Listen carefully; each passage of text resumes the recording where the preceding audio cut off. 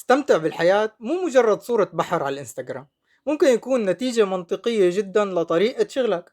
مثل ما بقول أنا دائما، شعاري بالحياة اشتغل أقل ربح أكتر واستمتع بالحياة. طيب هذا الجزء الثالث استمتع بالحياة مو مجرد جملة لطيفة، على فكرة هو نتيجة طبيعية لو طبقت أول جزئين صح. يعني لما تشتغل أقل وترتاح أكتر وتربح أكتر بصير معك وقت تشوف ناس بتحبهم، تنتقل من مدينة لمدينة، تغير جو بدون ما تطلب إذن من مديرك. هلأ في ناس بالتعليقات رح يجوا يقولوا لي إنه إيه حكي حلو بس نحن ما عندنا سيطرة على حياتنا. طيب هلأ بجوز ما عندك سيطرة على حياتك صح، بس عندك فرصة تغير الاتجاه. يعني يمكن ما تقدر تغير كل شيء اليوم، بس تقدر تغير الطريقة اللي عم تفكر فيها بالمستقبل تبعك. اسأل حالك، إذا ضليت على نفس الطريق 5 سنين حياتك رح تكون أقرب لمفهوم استمتع بالحياة ولا أبعد عنه؟ تصرف.